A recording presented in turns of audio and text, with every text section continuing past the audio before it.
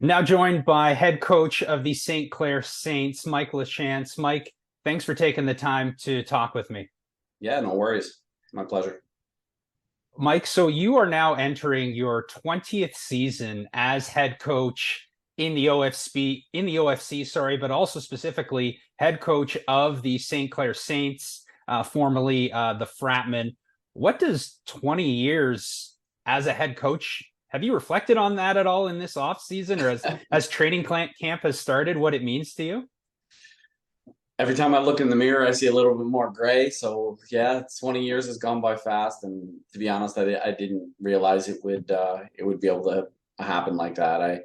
When I took over as a pretty young coach, I felt very fortunate that the Windsor AKO fraternity chose me as the head coach, and I was honored with that. And if you would have told me back then that 20 years later I would still be the head coach, and now for Sinclair College, it would have been pretty surreal. So it's a lot of good memories. And when we go to camp, my enthusiasm hasn't waned at all. I'm still very enthusiastic about the game and about coaching the young guys and moving the program in the direction that we see. So you just said that your enthusiasm hasn't waned. What is it about being a coach or the sport of football that has had you stay motivated over those 20 years? I think the biggest source of motivation is just helping young guys kind of achieve their dreams, whether that's just playing junior football and having some great memories like I had playing for Coach Morency in the back in the day or for with AKO, or whether it's allowing them to get to the next level. A lot of guys have CFL aspirations. So if I could help guys achieve that, it's really fulfilling. But I think more than that is seeing guys establish themselves in a career, whether it be a teacher or a police officer or a plumber, and you see them 5, 10 years later, and we talk about the memories, and it seems like yesterday, and you could tell how much it meant to them, and what a larger role that just your involvement as a coach that you have on young people to help them kind of move on to the next level of life, whether that's to stay in football or to move on in a career. And to that point, I mean, you know as well as anybody, that is one of the big values of the OFC is developing young players or our staff members, anybody involved basically within the sport, obviously, but outside of the sport as well. Why is that such an important thing for you? Well, I think football is just a means to an end, really, with a lot of guys. It's a way to keep involved and to hang around with their friends and create those memories, and really it's a way to establish themselves as a man and to grow, like you said, within the sport, but in the greater scheme of things, it's to grow as a person, as a human being, and fail and still walk away with your head up high, or succeed and do it humbly. It's those life lessons that football is the greatest teacher of. I really truly believe that. I've played every sport, and I've coached many sports, and I think football, above and beyond anything else, is the greatest teacher of just how to grow as a human being, because you're going to fail and you're going to succeed. And in the grand scheme of things, you have to work with 75, 80 people and 15, 20 coaches, and it's you're a very small cog in the wheel. So over the course of your career as a coach, very, very successful as you've been able to, or you are the winningest coach in league history as well. Your teams, you've tied for the most first place finishes in the regular season, and you've won multiple championships. To me, that sounds like consistency. So, what are the key principles or values that you've maybe leaned on to help lead you and your teams to that level of a consistent success? I think one thing is just the mentors that I've had over the years. Coach Morency's obviously been back on my staff for 10 years, but I played for him originally at AKO, and he really set me up for success, I think, as a leader, as a coach, and just to stay consistent with your message. And I think that was the biggest lesson I've learned from him is to stay consistent with your message. And throughout the 20 years as a coach, I've really, in training camp, and I saw a player that played for me 15 years ago, 12, 15 years ago, and he asked me if I still say this at the start of camp, and I do. I say it the first few days, and I remind guys as we go. It's the greatest meritocracy in the world, football, if it's done properly. And what that simply means is the best is going to play, the most deserving are going to play. And if you've played for me for 3 or 4 years and you deserve to start, or you deserve to get the ball in key situations, you're going to get it. However, if you played for me for 3 or 4 years and you're not deserving of that, someone's going to take your job. So I think at every position, that's the key, and it's preached, and our guys know it, our veterans know it. And if they lose their job, they know that I'm doing it for the greater good of the team. So it's my job to put the best team on the field, not to massage egos or foster friendships over the years. Those things come as a coach. But I think if you're consistent with that message, and for any young coaches, I would say just be consistent, have your message, and be consistent and true to yourself. So as a veteran coach, you have, as you just talked to, most likely been able to mentor and influence maybe a lot of your assistant coaches over the year. How important is that process to you of passing on knowledge and experience to what may end up being the next generation of coaches? I think it's great, and I've been fortunate to have a really consistent coaching staff. I mean, Coach Rice and Coach Norton and Coach McCurdy, in particular, have been with me for a long time. They've been with me when we were the have-nots, really financially in the league. They've been with me through it, and they get some of the benefits now that we're at Sinclair College. We have such a beautiful stadium and all the amenities that we need.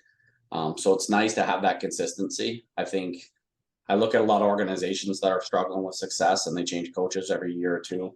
And really, it's tough to build like that. If you have Jason Hayes and I used to talk about it through on email, and when we saw each other a few times a year, and he was there for a number of years, 15 years, whatever it was, and then I'm 20. So we always talked about just that consistency of, to build a winner, you got to be there and you've got to work your way through it. Now I'm able to bring up some younger coaches, and like you said, just to be able to mentor them and kind of teach them the way. And then they're really enthusiastic about it, and they see what we go through, and they kind of get the message, and they relay it out, and they maybe can relate to the players a little bit better because they're close to their age. So it's nice to see that kind of development and that next level of coaches come through. So as much as from a values and principles standpoint, there's consistency, but over the course of 20 years, the game of football, it's constantly changing and evolving, new strategies, new technologies, those types of things. How do you try and stay current or even ahead of the curve to adapt any coaching methods to the current state of the game?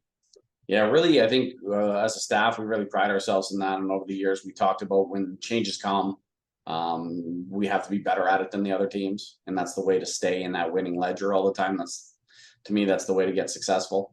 When COVID hit, just to do it at a better rate than the other teams, that was one of the bigger ones. But like you said, technology-wise, I mean, I remember when we started, headsets were a big thing, and they were wired, and you're tripping on them on the sidelines. Now that's just archaic now when you think about it.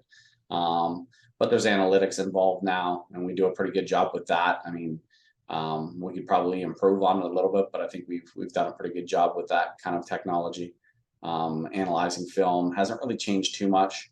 So we try to stay ahead of it, but at the same time, Everett, it's football's football. The team and it sounds cliche, but whether I said it 20 years ago or Mike Morency said it 20 years before me, the team that tackles the best and blocks the best is generally going to win the game. I haven't been part of too many games where we didn't do those things and win. So looking back at all the wins, I thought we deserved them because of those things. And then I look at all the losses, and we equally deserve them because we didn't do what we were supposed to do. And football's a simple game. It's beautiful when it's played right, and it's beautiful when it's coached right. But it's very simple. So the last couple of seasons, the Saints, now you are part of Sinclair College, the St. Clair Saints athletic family. What have you learned about being part of a big organization in the college? Have you had a chance to learn or talk with any of the other coaches of the other varsity teams? Yeah, it's the best. It's really rejuvenated me. Not that I really needed it because my enthusiasm level is always high, but it's really changed the way that we do things. I think it's brought it to another level. When you see the other teams at the college, there's our softball team last year was undefeated, 39-0, and won a national championship. Our basketball team went to the national finals. Our cricket team won a championship. Our esports gaming team is a championship team. You look across, and it doesn't matter what sport you're talking about. They're playing at a high level, and the goal is to win. And Sinclair College really has a outstanding history for winning. Right now, the push is at every sport to win, but not just win, but win it the right way and win it over a long term, which is really married up perfectly with kind of how we've done things in the past. And that's why I think it was a perfect marriage. Is you had two organizations completely different, but very common core values when it comes to how to do things. So the last couple of seasons when we talked in the off season, heading into the season, the Saints, you were unfortunately for you and the team coming off of some losses in the OFC final. This off season, different set of circumstances. You able to get over that hump, and you are now the defending OFC championship champions, and you have a title to defend. Has the mindset changed, or is any type of messaging changing in terms of at training camp, like now this year we are the defending champs? Not really. I mean, that way, I think that we let a couple things, a couple championships slip away from us a little bit. We got outplayed when in those games, certainly, and hats go off to the London Beefeaters for beating us those 2 times. They were tough. They were tough to swallow. They really are. When you lose championship games, you carry them with you for a long time. A win, and most coaches will say this, a win, especially a championship win, feels great, but a championship loss really sticks with you for years. I can truly say I'll never get over, especially the last one, the way it ended. But it was a valuable lesson even for a veteran coach to go through it. Time management, crisis management, little things, not overlooking a game to look to the national finals, really to take care of business in the OFC.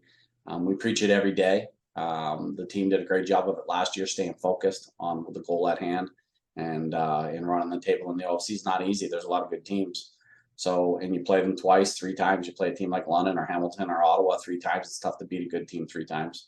So really, you have to concentrate day in and day out, and we kind of preach it every day. So I don't think the mindset's really changed too much. We always kind of think we're the hunted, and we're going to defend what we have. Especially the last couple of years, like I said before, when we were kind of a nomadic team, moving from home to home, it was a little bit different. Now that we're at where we're at, I think a lot of teams take notice, and it feels good probably to knock off a team that has what we have, and we have to respect that and know that we've got we're circled on a lot of calendars around the league. So what are the goals that you have for as you enter your 20th season, but also just, as the team you have this year? Like, what's the goal this year? Well, we've got 42 new players on the roster. So it's a big roster changeover. We graduated quite a few. We've kind of our choice changed quite a few, but we brought in a lot of new players. So it's going to be to blend that. We've had 3 really solid mini camps. We're in main camp right now, just to blend that talent and to grow as the year goes on. Obviously, the goal is to win every game, whether it happens or not. We've been pretty successful in the regular season. Put ourselves in a good position to get into the playoffs and win that OFC championship again. Once we get to that point, we can kind of look at the national level. Last year against Okanagan, it was a tough loss at home, and we got down early. But the second half, the way that we rebounded and really played outstanding in the second half, outgained them yardage wise, outscored them points wise in the second half in a pretty competitive half. It showed us that we can play at that level. Our veteran players have done a great job coming back bigger, stronger, faster. And I think we've recruited the right group of kids to come in and compete for a national championship. So that's going to be the ultimate goal, is the national championship. But we got to get through a tough Ontario conference first. Every year, what's that excitement like building up to that kickoff of week 1 of the regular season? It's awesome. I can't wait. And I look around at veteran players on our team, and they are just anxious as they were as when they were rookies. So it's really exciting. We're always changing things a little bit at Sinclair College.